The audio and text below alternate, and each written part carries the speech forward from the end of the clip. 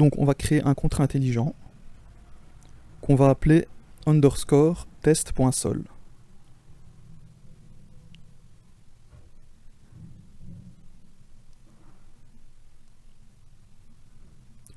Voilà.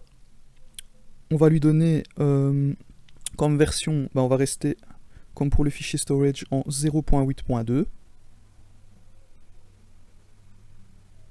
Et on va lui donner comme nom, donc contract test.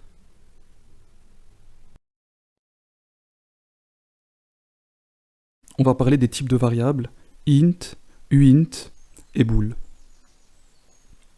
Donc int et uint sont deux types de données qui sont utilisés pour stocker des valeurs numériques. Int fait référence à des nombres entiers signés qui peuvent être négatifs ou positifs. On va créer une première variable int, nombre, et on va lui donner comme valeur moins 10, un nombre négatif. La différence avec uint est que uint est utilisé pour des nombres entiers non signés, donc qui doivent être uniquement positifs. Donc en Solidity, pour des contrats intelligents, on utilisera principalement des uint.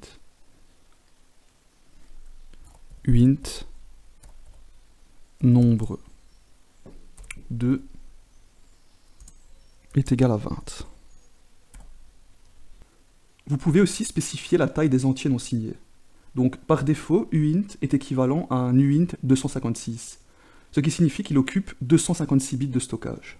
Donc uint 256, on va l'appeler grand nombre, va être égal à 2 exposant 256 moins 1. Donc,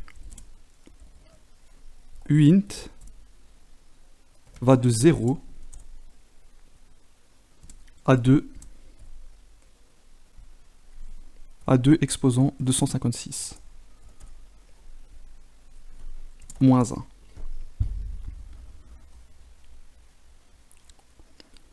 Donc on enlève toujours 1 parce qu'on doit aussi tenir en compte du 0.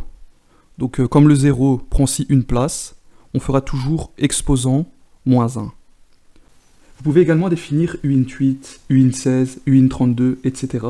toujours par palier de 8.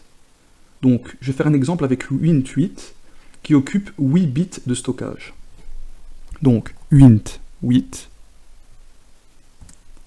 petit nombre, qui est égal à 255. Il va de 0 à 2 exposant 8, toujours moins 1. Donc il va de 0 à 256 moins 1, étant donné que le 0 prend aussi une place. Donc voilà pour les int et les uint. Donc maintenant, je vais vous parler des booléens. On va supprimer ça. On va se mettre dans une version un peu plus récente, même si pour l'instant ça n'a pas encore d'importance.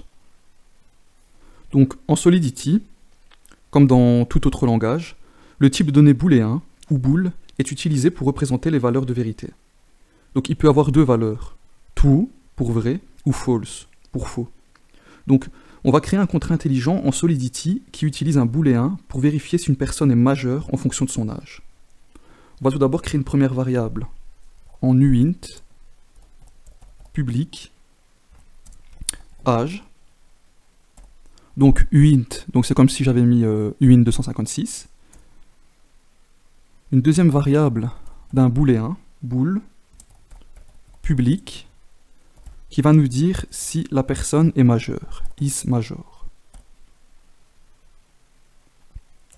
Ensuite, on va créer une fonction, function, set âge, qui va prendre en paramètre underscore âge. Donc c'est une convention en Solidity. Donc quand on met une variable en paramètre d'une fonction, on met toujours un underscore devant. En public, donc on dira que la variable âge est égale à underscore âge, qui est en paramètre. Et on va créer une condition if. On va vérifier si l'âge est plus grand ou égal à 18. Dans ce cas, la personne sera majeure, donc on dira is major égale true. Sinon, donc else is major égale false. Voilà. Donc dans Solidity, on n'a pas besoin de créer une fonction getter explicitement pour une variable publique. Donc comme les variables sont en public, on y aura accès. Donc même en dehors du contrat intelligent. On va compiler. C'est OK. On va pouvoir déployer le contrat. OK. On va pouvoir réaliser nos tests. Donc on va lui donner comme âge 15.